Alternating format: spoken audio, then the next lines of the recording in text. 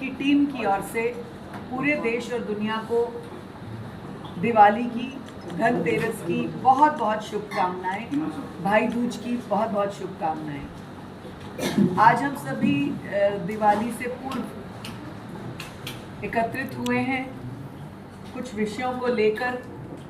अक्सर पूछा जाता है कि महिला आयोग के पास कितने केस आए, किस तरह के आए और उनके हल कैसे कर रहे हैं हम, ये सारी जानकारी। तो हमने सोचा कि आज के दिन हम सबसे रूबरू होकर इस विषयों को लें। पिछले कुछ दिनों में हमारे पास 3 बहुत महत्वपूर्ण केस आए। रूटीन में चलते हैं, परंतु लास्ट 3 डेज़ के जो केसेस हैं मैं उनके ऊपर चर्चा करना चाहती हूँ।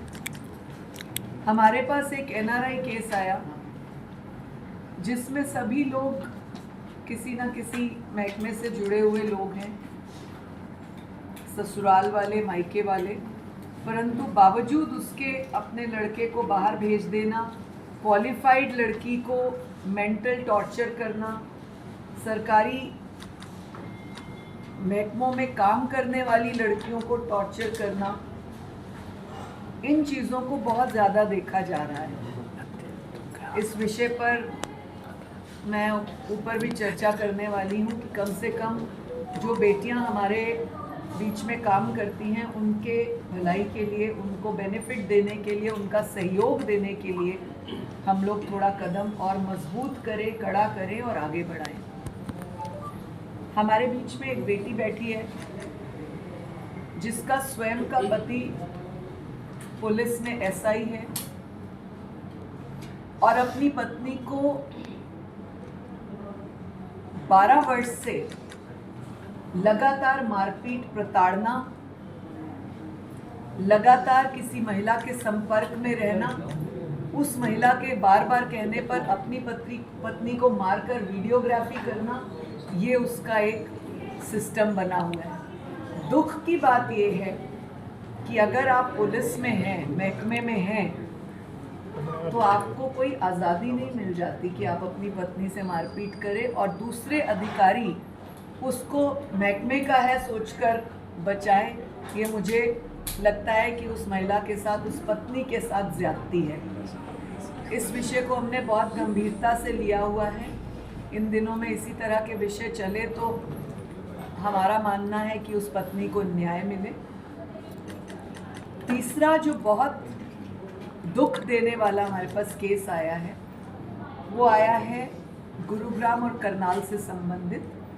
और ये जो पुलिस की मैंने बताई पत्नी है पुलिस वाले की, SI की, वो भी करनाल से रिलेटेड है, जिसका आज 5 महीने से FIR दर्ज होने के बाद भी कई चीज़ें दर्ज होकर भी काम नहीं हो रही और कई शिकायतें दर्ज नहीं हो रही। जो सबसे दुखद मैं केस आपको बताना चाह रही हूँ जो आजकल चल रहे हैं, एक में हमने अरेस्ट किया कृतिका नाम की लड़की को, जो कि एक बार डांसर थी एम्पायर क्लब गुरुग्राम में, और जिसने 8 विवाह किए हुए थे। हमारे पास उन 8 विवाह के सबूत, उन लड़कों के फ़ोन नंबर, उनसे बातचीत कर हमने कार्रवाई की। पुलिस के 3 अधिकारियों को फरीदाबाद के मेरे गृह कार्यालय में बुलाकर उनको निर्देश दिए कि इनको अरेस्ट किया जाना चाहिए, और मैंने कल उसकी जानकारी ली। वो तीनों अरेस्टेड हैं। फिर से एक केस गुरुग्राम का आया। मुझे लगता है गुरुग्राम इन चीज़ों का जो है ना एक हब बनता जा रहा है इस तरह के केसेस का। एक अन्य लड़की जिसका नाम प्रियंका मेहता है, वो अपनी मम्मी के साथ पिछले 26 साल से हनी ट्रैपिंग कर रही है। 5 लोगों के नाम हमारे सामने आए हैं जिन्होंने अपने अपने टाइम में उनसे पीछा छुड़ाने के लिए 10 लाख, 15 लाख, 20 लाख इस तरह की राशियां भी दी हैं, मतलब जितनी भी राशियां दी हैं। और एक लड़का जो अभी ट्रैप्ड था, वो हमारे संपर्क में पिछले 3-4 महीने पहले आया कि मेरी इस तरह से मदद की जाए।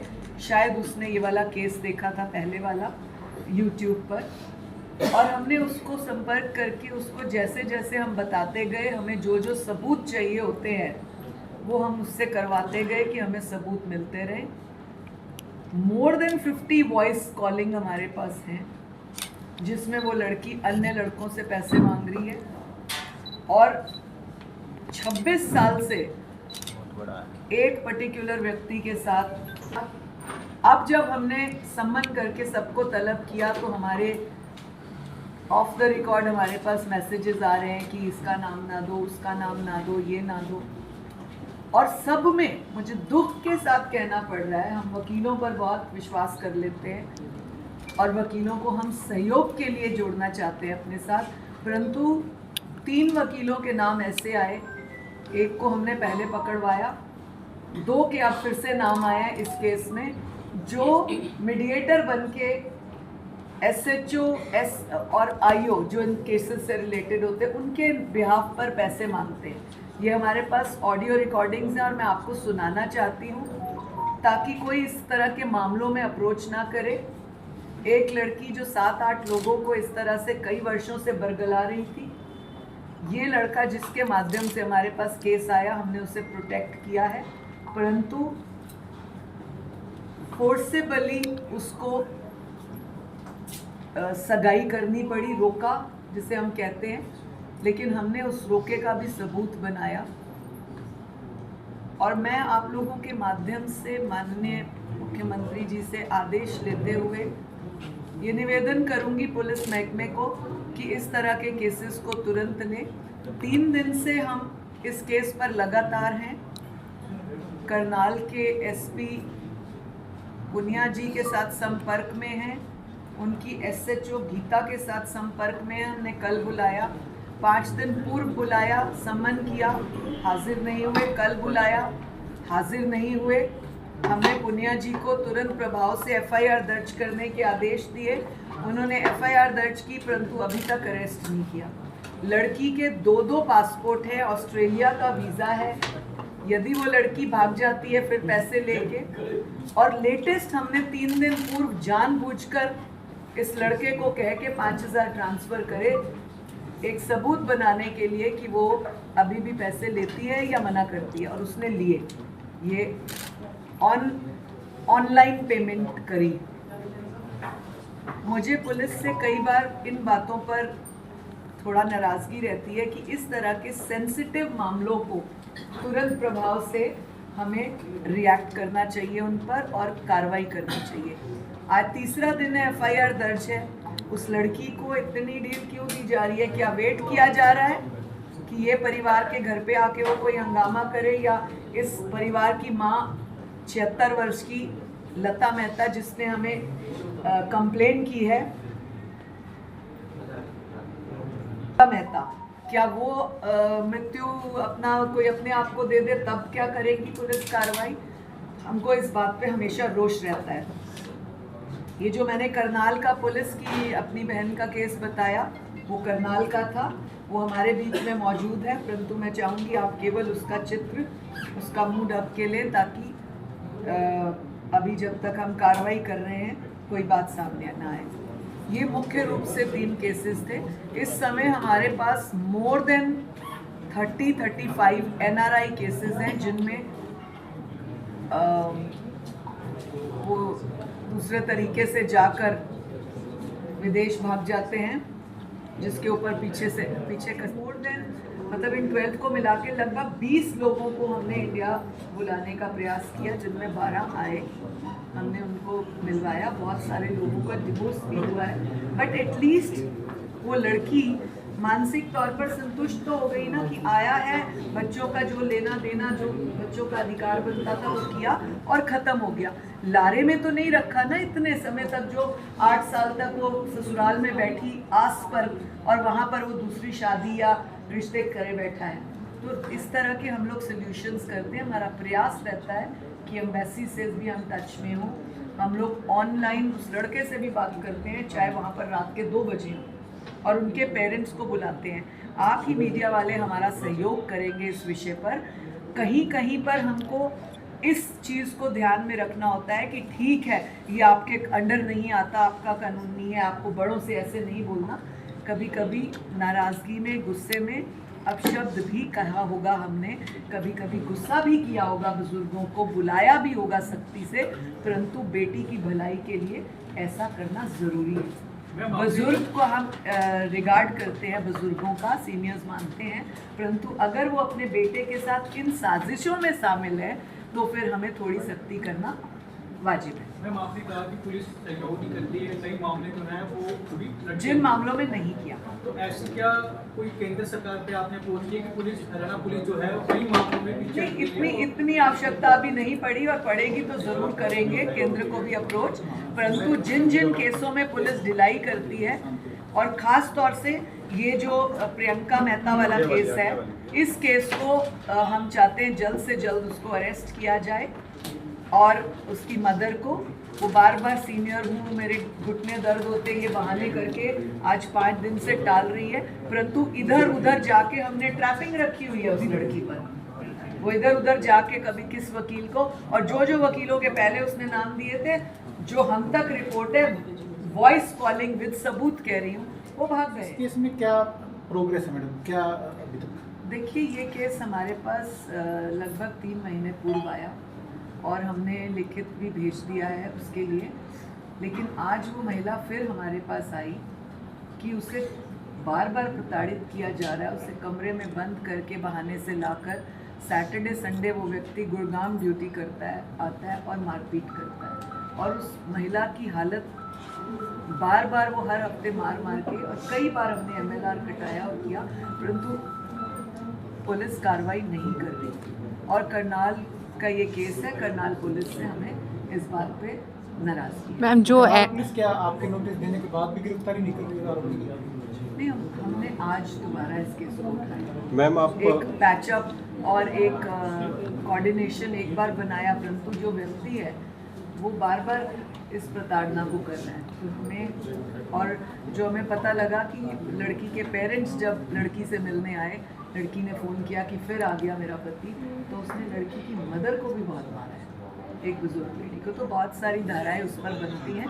पुलिस को ऐसे अधिकारियों के प्रति सख्त एक्शन लेना चाहिए, और मैं आपके माध्यम से कहूँगी कि यदि वो आपका सबॉर्डिनेट भी है, आपका साथ कार्य करने वाला व्यक्ति है, इसका ये मतलब नहीं कि आप पुलिस वाले व्यक्ति को बचाएंगे। उसकी पुलिस वाले की बीवी भी उतना ही अधिकार रखती है जितना वो पुलिस वाला। मैम, आप बार बार कहते हैं कि मुख्यमंत्री का बहुत सहयोग रहता है इस आयोग को कि हर डिपार्टमेंट में, और पुलिस का डायरेक्ट डिपार्टमेंट मुख्यमंत्री के अंडर आता है, फिर भी बार बार मतलब आप जैसे बड़े आयोग को मतलब पुलिस के द्वारा सहायता नहीं मिल पाती है, तो आप हमें कभी महिला आयोग ने कभी अपने आप को इतना कमजोर नहीं बनाया है। महिला आयोग बहुत कड़ा है, सख्त है और सख्त रहेगा। और मैम, अगर आपके कंप्लेन पे मैं अगर आपको सिर्फ आज जो ये शब्द मैंने कहे, मैं बताना चाह रही थी कि पुलिस का व्यक्ति अपनी पुलिसगिरी दिखा रहा है और पत्नी को इस तरह से ट्रीट कर रहा है, और उसका साथी उसे बचा रहा है। नहीं बचाना है ऐसा,